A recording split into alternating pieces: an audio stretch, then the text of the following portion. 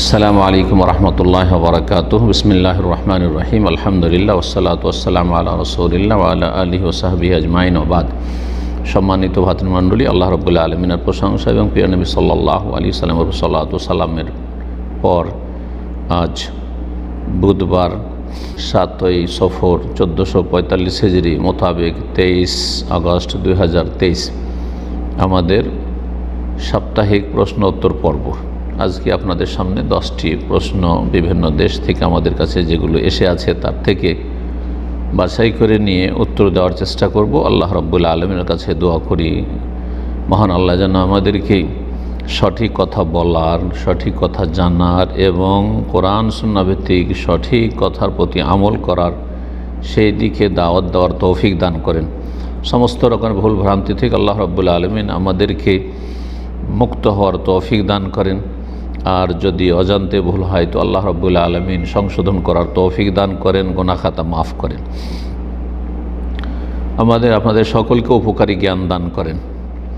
প্রথম প্রশ্ন করেছেন, বলছেন আসসালামু আলাইকুম শেখ। ওয়ালাইকুম আসসালাম রহমতুল্লাহ। আমার কিছু ভাবি রয়েছেন যারা আজান দেওয়ার সাথে সাথে নামাজ পড়েন, প্রত্যহ কোরআন তেলাওয়াত করেন, সকাল সন্ধ্যায় সারাদিন তসবিহ করেন চলতে ফিরতে।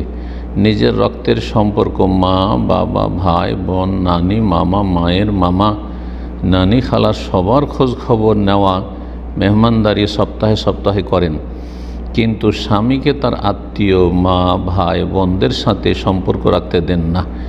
বাড়িতে বোনেরা এলে এক গ্লাস পানি দেন না, কথা বলেন না। স্বামী যদি কথা বলেন বা যদি কিছু মাকে বোনদের দেন তাহলে প্রচুর অশান্তি করে। ভাইগুলো অশান্তি থেকে বাঁচতে কোনো আত্মীয়ের সঙ্গে সম্পর্ক রাখেন না।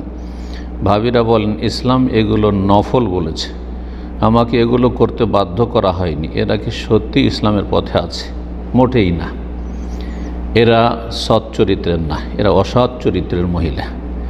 এবং দিন হচ্ছে একটি পূর্ণাঙ্গ জীবন বিধান, তার একটি গুরুত্বপূর্ণ দিক হচ্ছে সচ্চরিত্রের অধিকারী হওয়া, চরিত্রবান হওয়া। এরা দিনকে বুঝেনি, দিনের কিছু নফল সুন্নত ইবাদত বন্দেগী করে এরা মনে করে যে মুক্তি পেয়ে যাব, কোশ্চিনকালেও না। আল্লাহ এদের হেদায়েত দান করুন এবং সঠিক তাদের বুঝ দান করুন। ইসলাম সম্পর্কে তাদের কোনো জ্ঞান নেই। এরা আবেগী কিছুটা ধার্মিক হয়েছে কোন ক্ষেত্রে, যে জীবনে অনেক পাপ করেছি, এখন কিছু তসবিহ তাহলিল জিকির আজকার কোরআন তেলাওয়াত করি আর এসব করেই আশা করি জান্নাত পেয়ে যাব। এরা আসলে দিন সম্পর্কে অজ্ঞ, জাহেল। তারপরে স্বামীর সম্পদ, আপনি স্বামীর বাড়িতে কতটা অধিকার রাখেন? স্বামীর বাড়িতে আপনি আপনার ভরণ পোষণ অধিকার রাখেন, আপনার থাকার জায়গা, আপনার বস্ত্র, আপনার খাওয়া দাওয়ার অধিকার রাখেন, এর বেশি কোনো অধিকার রাখেন না। জি, বাকি সম্পদ যা কিছু উপার্জন করছেন স্বামীর। আর স্বামীর ধন সম্পদ ব্যয় করে আপনি আপনার বংশধর যতগুলি আছে সবাইকে আপনি আপ্যায়ন করবেন, সবার মেহমানদারি করবেন। আর স্বামী যার উপার্জন, তার উপার্জন থেকে তার মা বাবা ভাই বোন আত্মীয় স্বজন তাদেরকে কিছুই দিতে দেবেন না, দিলে অশান্তি সৃষ্টি করবেন, আপনি অশান্তিতে থাকবেন দুনিয়া আখেরাতে। আল্লাহ রাব্বুল আলামিন এইরকম খারাপ চরিত্রের মহিলা পুরুষদেরকে দুনিয়াতেও অশান্তিতে রাখেন আর আখেরাতেও অশান্তিতে রাখেন। এটি হচ্ছে বাস্তবতা। কামা তাদিন ও তোদান, যেমন কর্ম তেমন ফল, যেমন কর্ম তেমন ফল।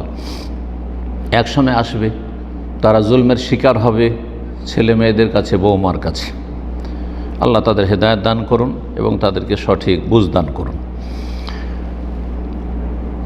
2 নম্বর প্রশ্ন করেছেন, আসসালামু আলাইকুম শেখ। ওয়ালাইকুম আসসালাম রহমতুল্লাহ। আমার প্রশ্ন যে কেউ যদি সফর করে তাহলে তিনি মুকিম 2 রাকাত নামাজ পড়বে, তো আমি যদি 4 রাকাতই পড়ি, কিংবা যেমন মাগরিবের 3 আসরের 4, এতে কি নামাজ হবে না? প্রশ্নটি খুব অস্পষ্ট। বলতে চাইছেন আসলে সফর করছে, তাহলে সে কি 2 রাকাত সালাত আদায় করবে কসর, আসলে মুকিম না, এখানে কসর সালাত আদায় করবে নাকি 4 রাকাত পড়বে। জি, সফর যদি হয় তাহলে সেখানে কসর করাই হচ্ছে সুন্নাত উত্তম। তবে কেউ সফরেও যদি পুরো সালাত পড়ে তো জায়েজ রয়েছে, সেটি নাজায়েজ নয়। কসর করা সুন্নাত, ওয়াজিব নয়। এটি হচ্ছে সঠিক মত অধিকাংশ আইম্মায়ে কেরামদের। জি, ওসমান রাদিয়াল্লাহু তাআলা আনহু মেনাতে পুরো সালাত পড়েছেন। জি, অথচ সেখানে তার জন্য কসর জায়েজ ছিল। সেটা প্রমাণ করে যে যার জন্য কসর জায়েজ সে যদি পুরো সালাত পড়ে তাতে কোনো আপত্তি নেই। খলিফায়ে রাশেদের সুন্নাত। জি, নবী সাল্লাল্লাহু আলাইহি ওয়াসাল্লাম বলছেন সাদাকা, কসর হচ্ছে 4 রাকাতকে আল্লাহ 2 রাকাত করেছেন, সফরে হালকা করেছেন, সেটা হচ্ছে সাদাকা। তাসাদ্দাকাল্লাহু বিহা আলাইকুম, আল্লাহ তোমাদেরকে এটা দান করেছে, সাদকা দিয়েছে, ফাকবালু, তার সাদকা কবুল করো। তো সাদকা কবুল করা জরুরি নয়। কেউ যদি আপনাকে কোনো মানুষ সাদকা দান খেরাত করে তো সেটা নিতেও পারেন, আবার বলতে পারেন না আমি নেব না, প্রয়োজন নেই, অথবা প্রয়োজন থাকলেও নেব না, বলতে পারেন। ঠিক তেমনই আল্লাহ সাদকা করেছেন, ওয়াজিব করে দেননি কসর। এটি হচ্ছে সঠিক মত। তারপরে বলছেন কিংবা যেমন মাগরেব 3, মাগরেব তো 3 পড়তে, মাগরেবে কোনো কসর নেই। আসরের 4, আসর 4 মানে আসর পুরা পড়লেন, কখনো পুরা পড়লেন আসরে, এশাতে গিয়ে কসর করলেন, জায়েজ আছে, জায়েজ আছে। তবে উত্তম হচ্ছে সফরে যখন আপনি আছেন আর কোনো একটি জায়গায় সফরের দূরত্বে গিয়ে আপনি 4 দিনের বেশি অবস্থান করবেন, একই জায়গায় 5 দিন অবস্থান করবেন, তাহলে তখন আপনি প্রথম থেকে মুকিম। কিন্তু যদি 4 দিন পর্যন্ত আপনার সফর থাকে যে 4 দিনের বেশি সেখানে থাকবেন না, 1 দিন 2 দিন 3 দিন 4 দিন পর্যন্ত, তাহলে কসর করতে থাকবেন। এটি হচ্ছে অধিক সতর্কতামূলক মত, আর এটি হচ্ছে বেশি প্রাধান্যযোগ্য মত। 3 নম্বর প্রশ্ন করেছেন, আসসালামু আলাইকুম শেখ। ওয়ালাইকুম আসসালাম ওয়া রাহমাতুল্লাহ। একটি প্রশ্ন, আমি বুঝতে পারছি না শেখ, আমাদের দেশে একটা রীতি হয়ে আসছে, সেটা বিয়ে করে আসার পরের দিন ওলিমা ভোজ হয়ে থাকে, সেটা অনেকে বলে থাকে ওটা নাকি ওলিমার ভোজ নয়। বিয়ে করে নিয়ে আসার পরের দিন ওলিমা হয়ে থাকে। ওলিমার সম্পর্ক হচ্ছে বিবাহের সাথে, আর সেটি সুন্নাতে মুআক্কাদা। ওলিমা করা সুন্নাতে মুআক্কাদা, ওয়াজিব, ফরজ নয়। ছেলের ওপর, ছেলে পক্ষের ওপর, মেয়ের ওপর, মেয়ের বাবার ওপর নয়। মেয়েদের বাড়িতে কোনো অলিমা যদি হয় তাহলে সেটি বেদাতি অলিমা, অলিমাই নয় সেটি। আর ছেলেদের বাড়িতে অলিমা হবে। অলিমার জন্য সুন্নত উত্তম হচ্ছে যে যেই দিন স্বামী স্ত্রী পাত্রপাত্রী সাক্ষাৎ হবে বিবাহের পরে, প্রথম সাক্ষাৎ, সেই দিন সাক্ষাতের আগে অথবা সাক্ষাতের পরেই ওলিমার ব্যবস্থা করবে আর মুসলিম লোকজনকে, ভালো মানুষদেরকে খাওয়াবে। জি, এটি হচ্ছে আপনার শরীয়তের বিধান। কিন্তু একটু আগেও যদি হয়ে যায়, পরেও হয়ে যায়, তবুও জায়েজ রয়েছে, কোনো অসুবিধা নেই। সুতরাং যেই দিন দেখা সাক্ষাৎ হলো তারপরে সকালবেলা ভোজ হলো, এটি অলিমা, এতে কোনো অসুবিধা নেই। জি, তবে বিয়ে হওয়ার পরে দেখা সাক্ষাতের পরে বেশি বিলম্ব করাটা উচিত হবে না। 4 নম্বর প্রশ্ন করেছেন, আসসালামু আলাইকুম শেখ। ওয়ালাইকুম আসসালাম ওয়া রাহমাতুল্লাহ। একজন তৌহিদবাদী মানুষ যদি কাউকে স্বেচ্ছায় মার্ডার করে, তারপর সে যদি তওবা করে, তাহলে আল্লাহ কি তার তওবা কবুল করবেন? যদি খালিস অন্তর থেকে তওবা করে তাহলে আল্লাহ সমস্ত গুনাহ মাফ করতে পারেন। কোরআনে কারীমে আল্লাহ রাব্বুল ইরশাদ করেছেন, কুল ইয়া ইবাদিয়াল্লাযিনা আসরাফু আলা আনফুসিহিম লা তাকনাতু মির রাহমাতিল্লাহ। হে নবী মুহাম্মদ সাল্লাল্লাহু আলাইহি ওয়াসাল্লাম, তুমি জানিয়ে দাও আমার বান্দাদেরকে যে আল্লাহ বলছেন, এখানে কাল আল্লাহ তাআলা উজ্জ রয়েছে। মহান আল্লাহ বলছেন, ইয়া ইবাদিয়াল্লাযিনা আসরাফু, হে আমার বান্দারা যারা আসরাফু আলা আনফুসিহিম, নিজের ওপর অত্যাচার করেছো, বাড়াবাড়ি করেছো, সীমা লঙ্ঘন করেছো পাপ করে, লা তাকনাতু মির রাহমাতিল্লাহ, আল্লাহর রহমত থেকে তোমরা নিরাশ হয়ে যেও না, হতাশাগ্রস্ত হয়েও না। ইন্নাল্লাহ ইয়াগফিরু যুনুবা জামিআ, আল্লাহ সমস্ত গুনাহ মাফ করতে পারেন। মুফাসসিরিনগণ বলেছেন এই আয়াত নাজিল হয়েছে তওবাকারীদের সম্পর্কে, নাযালাত ফিত তাইবিন, যারা তওবা করবে তাদের সব গুনাহ আল্লাহ মাফ করে দেবে। শিরকের গুনাহ, কুফরের গুনাহ, নাস্তিকতার গুনাহ। বড় বড় সাহাবায়ে কেরামগণ যারা কুফরি করেছেন, শিরক করেছেন, ইসলামের বিরুদ্ধে লড়াই করেছেন, তারপরে ইসলামী লড়াই করে তাদের হাতে অনেক মুসলিম সাহাবায়ে কেরাম শহীদ হয়েছেন। তারপরে খালিদ বিন ওয়ালিদ, আবু সুফিয়ান, হিন্দ, এইরকম অনেকে। তারপরে আল্লাহ তাদের রহম করেছেন, তাদেরকে হেদায়েত নসিব করেছেন, তাদেরকে আল্লাহ মাফ করেছেন। আল ইসলাম ইয়াহদি মা কানা কাবুল্লাহ। জি, ইসলাম কবুল করলে অতীতের সমস্ত গুনাহ মাফ হয়। এইরকমই তওবা করলে অতীতের সমস্ত গুনাহ মাফ হয়, আল্লাহ মাফ করে দেন যদি তওবার শর্তগুলি পূরণ করা হয়। তওবার আল্লাহর হকের ক্ষেত্রে 3টি শর্ত রয়েছে, আর মানুষের হক থাকলে 4টি শর্ত, 3টির সাথে আর একটি, সেটা হচ্ছে মানুষের হক আদায় করা, না হইলে তার থেকে ক্ষমা নেওয়া। খুনের বিষয়টিতে 3টি হক জড়িত রয়েছে, 3টি হক জড়িত রয়েছে। কেউ যদি কাউকে হত্যা করে তাহলে তার সাথে 3টি অধিকার জড়িত রয়েছে। একটি হচ্ছে আল্লাহর হক, আল্লাহর কাছে তওবা করলে আল্লাহ রাব্বুল মাফ করে দেবেন, নিজের হকটি আল্লাহ মাফ করবেন। আর একটি হক হচ্ছে আউলিয়াউল মাকতুল, নিহত ব্যক্তি যাকে হত্যা করা হয়েছে, তার স্ত্রী, ছেলে মেয়ে, তার বাপ মা, তার ভাই বোন, আত্মীয় স্বজন, তারা এই ব্যক্তি থেকে তারা কত লাভবান হইত, এই ব্যক্তি থেকে তারা বঞ্চিত হলো, এই ব্যক্তি তাদের কত কাজে আসত, বঞ্চিত করলেন। সুতরাং তাদেরকে ক্ষতিগ্রস্ত করেছেন, বান্দার হক নষ্ট করেছেন। এই হক আদায়ের জন্য আল্লাহ রাব্বুল আলামিনের বিধানে দিয়াত, রক্তপণ রয়েছে, রক্তপণ রয়েছে। তো যদি দিয়াত দিয়ে দেন তাহলে মাফ হবে। আর যদি তারা বলে আমরা দিয়াত নেব না, ইচ্ছাকৃত হত্যা করেছে, সুতরাং হত্যার বদল হত্যা চাই, কেসাস চেয়ে নিল তারা, তাহলে আল্লাহ মাফ করে দেবেন, তাহলে আল্লাহ মাফ করে দেবেন। জি, কারণ তারা তাদের ন্যায্য অধিকার ফিরিয়ে পেয়েছে, হত্যার বদল হত্যা পেয়ে গেছে। আর যদি তারা ক্ষমা করে, 3টি স্তর রয়েছে, হয় তারা কেসাস নেবে, হত্যার বদল হত্যা, আর না হলে তারা রক্তপণ দিয়াত নিয়ে 100 ওটের মূল্য নিয়ে তারা বলবে যে ঠিক আছে আমাদের হক আদায় হয়ে গেছে, আর না হলে তারা ক্ষমা করবে। 3টির কোনো একটি হইতে হবে, তাহলে বান্দার হক যে নষ্ট করেছেন তাদের হক আদায় হবে, আল্লাহ মাফ করে দেবেন। জি, 3য় হক হচ্ছে হাক্কুল মাকতুল, নিহত ব্যক্তির হক। তার দুনিয়াতে বেঁচে থাকার অধিকার ছিল, সে দুনিয়াতে বেঁচে থাকার জন্য এসেছিল, যদি আল্লাহর চূড়ান্ত ফয়সালা রয়েছে, কিন্তু আপনার কর্মদোষে, আপনার অন্যায় সেটা ঘটেছে। সুতরাং তার হক কেমন করে আদায় করবে? সে তো দুনিয়া থেকে চলে গেছে, সে তো তার প্রাপ্য পেল না আপনার কাছ থেকে। এই হকটি বাকি থেকে যাবে, হাসরের মাঠে আল্লাহ রাব্বুল আলামিন তার ফয়সালা করবেন। যদি খালিস অন্তর থেকে তওবা করেন তো আল্লাহ রাব্বুল আলামিন ওই ব্যক্তিকে তার পক্ষ থেকে তার প্রতিদান দিয়ে হয়তো রাজি করে দেবেন, এভাবে মাফ হইতে পারে। আর না হলে মাফ হবে না, সেখানে নেকি দিয়ে পরিশোধ করতে হবে, কারণ সেই হক আপনার বাকি থেকে গেল, আদায় করতে পারলেন না দুনিয়াতে। যাকে হত্যা করেছে দুনিয়া থেকে চলে গেছে। এই জন্য একটি হাদিসে রয়েছে যে কিয়ামতের দিন হাসরের মাঠে যে ব্যক্তি মাকতুল, নিহত ব্যক্তি, সেই ব্যক্তি কাতিল, হত্যাকারীকে ধরে নিয়ে আসবে আল্লাহ রাব্বুল আলামিনের সামনে, ধরে নিয়ে আসবে, টেনে হেঁচড়ে নিয়ে আসবে, আর এমন অবস্থা নিয়ে আসবে যে তার শরীর থেকে রক্ত ঝরঝর করে প্রবাহিত হচ্ছে। যেই অবস্থা আপনি খুন করেছেন, যখন তার রক্ত প্রবাহিত হয়েছে, রক্ত ঝরেছে, ওই রকম রক্ত ঝরা অবস্থায় ধরে টেনে হেঁচড়ে আল্লাহর সামনে হাজির করে, হাত্তা ইউদনিয়াহু এলাল আরশি, আরশের কাছে নিয়ে এসে হাজির করে দেবেন ওই ব্যক্তি। আর বলবেন ইয়া রব্বে, হে রব, হে আল্লাহ, সাল হাজা ফিমা কাতালানি, এই ব্যক্তিকে জিজ্ঞাসা করো কেন আমাকে হত্যা করেছে, কি দোষ করেছিলাম, আমার বেঁচে থাকার অধিকার ছিল, কেন আমাকে খুন করেছে, হত্যা করেছে, আল্লাহ একে জিজ্ঞাসা করো, এ জবাব দেবে।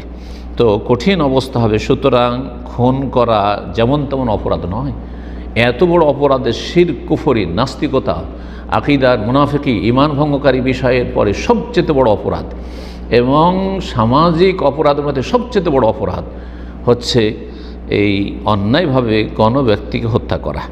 আল্লাহ রাব্বুল আলামিন এই রকমের পাপ থেকে যে কোনো মানুষকে রক্ষা করুন। আর বিশেষ করে মুমিন মুসলিম যে আল্লাহ পরকাল বিশ্বাসী, তাদের অন্তরে যেন আল্লাহ ভয়ভীতি দেন, আর কোনো ব্যক্তির অন্যায়ভাবে যেন রক্তপাত না করে বা কোনো ব্যক্তিকে যেন হত্যা না করে। আল্লাহ রাব্বুল আলামিন এই ধরনের সমস্ত অপরাধ থেকে আমাদের সকলকে বেঁচে থাকার তৌফিক দান করেন। 5 নম্বর প্রশ্ন বলছেন, আসসালামু আলাইকুম শেখ। ওয়ালাইকুম আসসালাম রাহমাতুল্লাহ। আমার প্রশ্ন, কোনো শিক্ষা প্রতিষ্ঠানে যদি ছেলেরা শিক্ষকতা করে, তাহলে সেখানে কি মেয়েরা শিক্ষকতা করতে পারবে?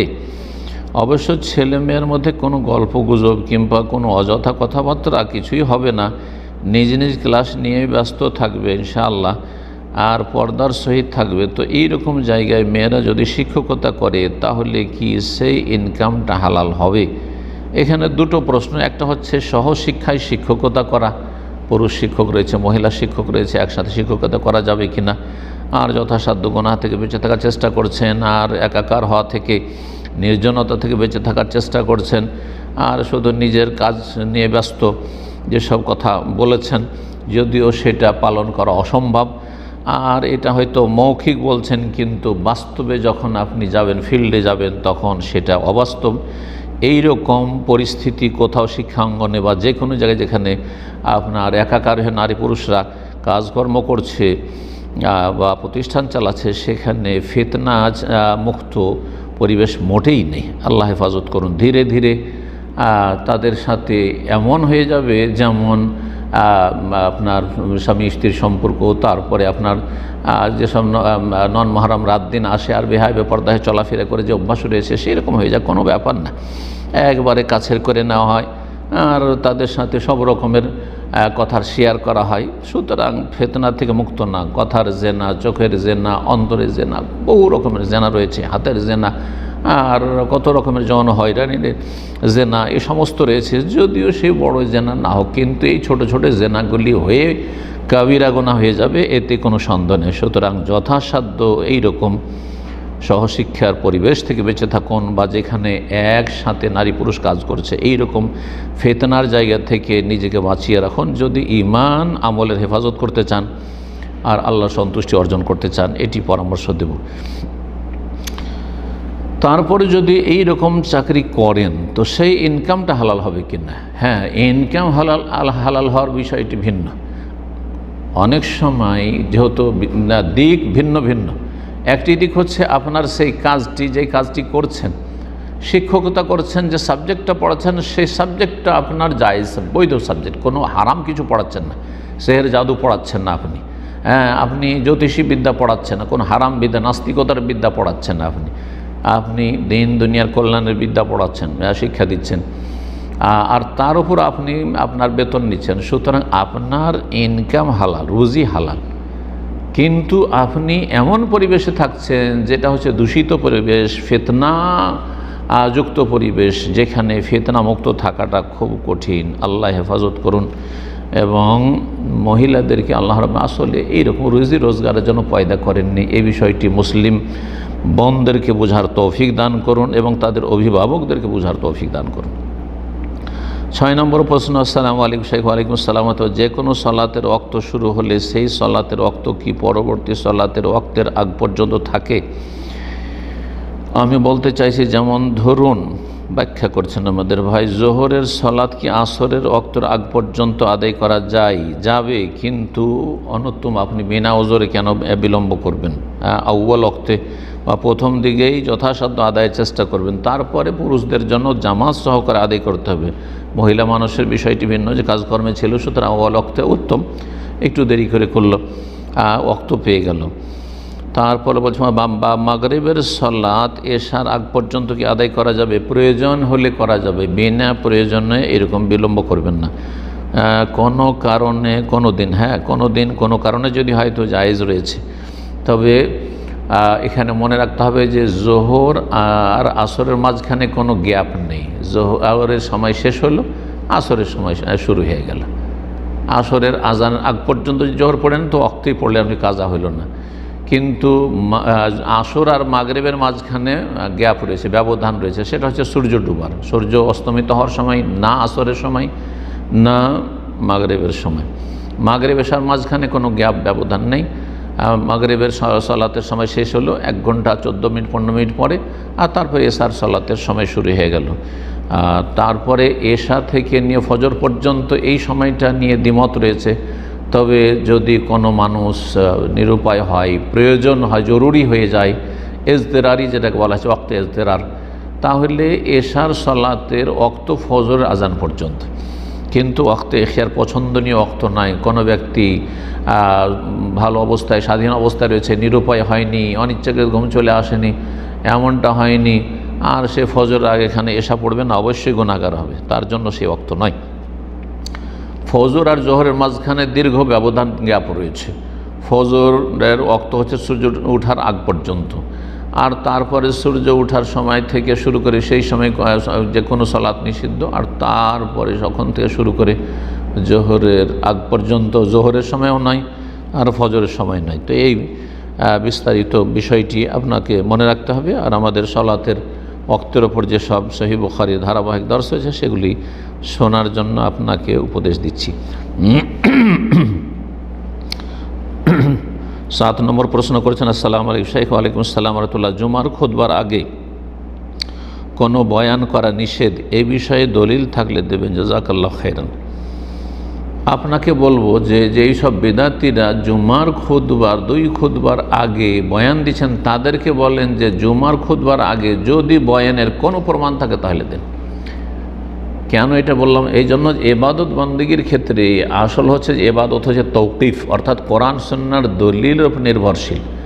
যেখানে আল্লাহ এবং তার রাসূল থেমে গেছেন সেখানে আপনাকে আমাকে থেমে যেতে হবে। তো কোরআন এবং হাদিস থেমে গেছে কোথায়? জুমার খুতবার বিধানের ক্ষেত্রে। জুমার খুতবা হচ্ছে 2টি, আর এই খুতবাতেই আপনার বয়ান হবে, বক্তব্য হবে, আলোচনা হবে। আল্লাহর হামদোসানা এবং রাসূলুল্লাহ সাল্লাল্লাহু আলাইহি ওয়াসাল্লামের প্রতি সালাত ও সালামের সাথে কোরআনের আয়াত এবং হাদিস সম্বলিত আলোচনা হবে, যার নাম খুতবা। আর এই খুতবা 2টি হবে। আর এই খুতবা মন্ত্রের মতো আরবিতে পাঠ করবেন। আর আরবি যেহেতু বুঝছেন না, সেই জন্য আপনি নিজের খেয়াল খুশি ইস্তেহসান ভালো মনে করে আর একটা বয়ান শুরু করবেন। এটি বেদাতীদের পক্ষ থেকে নব আবিষ্কৃত, যার প্রমাণ নবী সাল্লাল্লাহু আলাইহি ওয়াসাল্লাম থেকেও নেই, আর খোলাফায়ে রাশেদিন থেকেও নেই, সাহাবায়ে কেরামদের থেকেও নেই, তাবেঈনদের থেকেও নেই, এমনকি আবু হানিফা, শাফি, মালিক, আহমদ থেকে নিজেদেরকে হানাফি বলছেন, আল্লাহর রাস্তে খাঁটি হানাফি হন। আবু হানিফা রাহিমাহুল্লাহ থেকে প্রমাণ করেন, আবু ইউসুফ মোহাম্মদ যারা খাঁটি হানাফি তাদের থেকে প্রমাণ করেন যে তারা এই রকমের বয়ান করেছেন। তারা তো ইরাকে থাকতেন, তখন তো সেখানকার মাতৃভাষা ফার্সি ছিল। ইরাকের ভাষা তখন মাতৃভাষা ফার্সি ছিল, হ্যাঁ। আর সেখানকার অনেকে ফার্সি বুঝতো, বরং সিংহভাগ ফার্সি বুঝতো, তাদের মাতৃভাষায় ফার্সি। কেন তারা ফার্সি ভাষা একটা করে বয়ান রাখেননি? জি, তো কথা হচ্ছে যে বয়ান নয়, বরং আপনাকে খুতবা দিতেও খুতবাতেই খেতাব করতে হবে। আর খুতবা মানে অ্যাড্রেস করা, খেতাব মানে সম্বোধন, অ্যাড্রেস করা। জি, আল্লাহ বুঝার তৌফিক দান করুন। 8 নম্বর প্রশ্ন বলছেন, আসসালামু আলাইকুম শাইখ। ওয়ালাইকুম আসসালাম রাহমাতুল্লাহ। বাচ্চা হতে বাবার বাড়ি যায়, বাবার বাড়ি থেকে কিছু লোক এসে মেয়েকে বাচ্চা হতে বাবার বাড়ি নিয়ে যায়। সেই উপলক্ষে ছেলের তরফ থেকে কিছু অনুষ্ঠান করে থাকে, একে আমরা মেয়ে বিদায় বলে থাকি। যাই বলেন না কেন, বউ বিদায় হচ্ছে, বউ বিদায় হচ্ছে আপনার বাবার বাড়ি, সে বিদায় বলেন, ঠিক আছে, ছেলে হওয়ার জন্য যাচ্ছে, কিন্তু তার জন্য অনুষ্ঠান করতে হবে, ধুমধাম করতে হবে, এগুলি হচ্ছে প্রথা। সেই প্রথা যদি কারো জন্য সেটা পালন করাতে তাদের জন্য ব্যয়বহুল হয়ে যায় আর সেটা কষ্টের কারণ হয়ে যায়, তাহলে না যায়, জুলুম হয়ে যাচ্ছে, ছেলে পক্ষের ওপর হোক, মেয়ে পক্ষের ওপর হোক। যেমন মেয়ে পক্ষের কোনো এলাকায় এসব কুপ্রথা রয়েছে যে মেয়েকে নিতে গেলে আমের সিজন হলে আম দিয়ে আসতে হবে। আবার কোনো সিজনে রয়েছে, বাংলাদেশে তো রয়েছে যে কোরবানি সিজনে কোরবানি আপনার মেয়ের শ্বশুর বাড়িতে গরু কিনে দিয়ে আসতে হবে। এগুলি হারাম, এগুলি জুলম, অত্যাচার। এগুলো হচ্ছে আকুলু আমওয়ালিন নাস বিল বাতিল, মানুষের ধন সম্পদ অন্যায়ভাবে হারাম পন্থায় ভক্ষণ করা, এগুলি রোজই হারাম। এইসব কোরবানি খাওয়া হারাম। এইসব আম আর মাছ নিয়ে যেতে হবে, মাছ দিতে হবে 25, 50, 100 কিলো, আর তারপরে আরও কিছু তাতে আটা নিয়ে যেতে হবে, অমুক নিয়ে যেতে হবে পিঠে করার জন্য। এইসব বিভিন্ন অঞ্চলে রয়েছে, যা আমরা জানি, শুনেছি এবং ছোটোকালে অনেক কিছু দেখেছিও। তো এসব কুসংস্কার, কুপ্রথা, এগুলি থেকে বেঁচে থাকাটা উচিত, কারণ এগুলিতে ছেলে পক্ষের ওপর অথবা মেয়ে পক্ষের ওপর জুলম হয়ে থাকে। আর যারা জুলম করে খায় তারা হারাম খায়, তাদের রুজি হারাম। আল্লাহ হিদায়াত দান করুন। 9 নম্বর প্রশ্ন, আসসালামু আলাইকুম শাইখ। ওয়ালাইকুম আসসালাম রহমতুল্লাহ। একজন বোন তালাক প্রাপ্তা এবং বোনের 3টি বাচ্চা আছে, মোটামুটি বড়। এখন সে দ্বিতীয় বিয়ে করবে, কিন্তু যে লোক বিয়ে করবে সে বলছে বিয়ের কথা কাউকে জানাতে পারবে না, সে ধোঁকাবাজ, অসৎ লোক, সে জানতে দেবে না, লুকিয়ে রাখবে, ভালো মানুষ না। এমনকি নিজের বাবা মা, ভাই বোন ও সন্তানদের কেউ না। জি, পাক্কা প্রতারক, সে অসৎ লোক, নিয়তে তার সততা নেই। জি, সেই জন্য কাউকে জানতে দেবে না। আর তারপরে সে যারা জেনাকারী তাদের মতো একটু ভোগ করবে, সম্ভোগ করবে, আর তারপরে তখন যে কোনো সময় লাথি মেরে দেবে। জি, এখন আমার প্রশ্ন হলো, উনি কি এই বিয়েতে রাজি হবে? মোটেই রাজি হবে না, মোটেই রাজি হবে না। বিয়ের জন্য এলান করতে বলেছেন নবী, আলেনুন নিকাহ, তোমরা নেকার বিয়ের ঘোষণা করো। এলান, গ্রামের মানুষ জানো, যেই গ্রামের মেয়ের বিয়ে হচ্ছে সেই গ্রামের মানুষরা জানো, যাতে করে ওই ছেলে যখন ওই মেয়েকে নিয়ে কোথাও ঘুরবে মার না খেতে হয়। হ্যাঁ, গণপিটুনি শুরু হয়ে যাবে যে বেগানা মেয়েকে নিয়ে ঘুরছে, বেগানা পুরুষের সাথে তুমি ঘুরছো। এইখান থেকে বাঁচানো, এইরকম অনিষ্ট থেকে, ফিতনা ফাসাদ থেকে বাঁচানোর জন্য, জি, তারপরে মানুষ আপনার তহমত দেওয়ার সুযোগ পাবে যে বেগানা পুরুষের সাথে ঘুরতে দেখেছি অমুকের মেয়েকে, অমুকের ছেলেকে দেখেছি একটা বেগানা মেয়েকে নিয়ে ঘুরছে। এইসব যেন না হয়, সেই জন্য বিয়ের ঘোষণা হইতে হবে। ছেলের গ্রামে জানবে, মেয়ের গ্রামে জানবে, কিছু লোক জানতে হবে। আর কমের পক্ষে 2 জন সাক্ষী থাকতে হবে। আর বিয়ের জন্য ওলি থাকতে হবে। ওলি হচ্ছে মেয়ের বাবা, বেঁচে থাকলে মেয়ের বাবা, বাবা যদি না থাকে তোর ভাই। আর যদি ছেলে বড় সাবালক হয়ে যেত, ছেলে ওলি হতে পারে, কোনো অসুবিধা নেই। নিকটাত্মীয় যে বেশি নিকটের সেই ব্যক্তি ওলি হবে। অভিভাবক থাকতে হবে, আর তার নেতৃত্বে বিয়ে হবে। আর 2 জন সাক্ষী থাকবে, তারা জানবে এবং ঘোষণাও করবে যাতে আশেপাশের কিছু লোক জানে। জি, এইভাবে গোপনে বিয়ে করা যায় না। বা বিয়ের কথা কি গোপন রাখা ঠিক হবে? না, মোটেই নয়, মোটেই নয়। ধুমধাম করে গোটা দেশের মানুষকে জানানো কোনো জরুরি নয়, কিন্তু কিছু মানুষ এলাকার অবশ্যই জানবে। আর 2 জন সাক্ষী তো অবশ্যই থাকতে হবে। আর লুকিয়ে লুকিয়ে নিজের মতো 2 জন সাক্ষী রাখলাম, মেয়ের গ্রামের কেউ জানলো না, ছেলের গ্রামের কেউ জানলো না, আর এইভাবে বিয়ে করলাম। আর মাঝে মাঝে গিয়ে কোথাও হোটেলে উঠলাম, এসব জায়েজ নয়। হ্যাঁ, এসব জায়েজ নয়, এসব অসৎ লোকদের কাজ। 10 নম্বর প্রশ্ন বলছেন, আসসালামু আলাইকুম শাইখ। ওয়ালাইকুম আসসালাম রাহমাতুল্লাহ। কোন আমলটি করলে একটি হজ ও উমরার নেকি পাওয়া যাবে? যারা হজ উমরা করতে পারছেন না কিন্তু হজ উমরার নেকি হাসিল করতে চান তারা বিশেষ করে, আর যারা হজ উমরা করতে পারছেন আলহামদুলিল্লাহ, আল্লাহ শুকরিয়া আদায় করেন যে হজ উমরা সরাসরি করতে পারছেন। আর তারপরেও এই আমলটি যদি করেন তো হজ উমরার সওয়াব পাবেন ইনশাআল্লাহ। এই মর্মে নবী সাল্লাল্লাহু আলাইহি ওয়াসাল্লাম হাদিস রয়েছে সুনানে তিরমিজিতে, বলছে মান সাল্লাল গাদাতা ফি জামাতিন, কোনো ব্যক্তি যদি জামাতে গিয়ে ফজরের সালাত পড়ে, পুরুষরা মসজিদে জামাতে গিয়ে পড়বে, মহিলারা বাড়িতে পড়লো, সুম্মা কাদে আযকুরুল্লাহ, তারপরে বসে গেল মোসাল্লে, মহিলার নিজের মোসাল্লাতে বসে গেল, আর পুরুষরা মসজিদে সেখানে বসে গেল আল্লাহর জিকির আজকারে, সেখানে জিকির আজকার করতে থাকলো, কোরআন তেলাওয়াত করতে থাকলো, সকালের জিকির আজকার, সালাতের পরে জিকির আজকার, বিভিন্ন জিকির আজকার নফল করতে থাকলো। কতক্ষণ পর্যন্ত? হাত্তা তাতুল আশ-শামস, যতক্ষণ পর্যন্ত সূর্য উদয় না হয়ে যায়।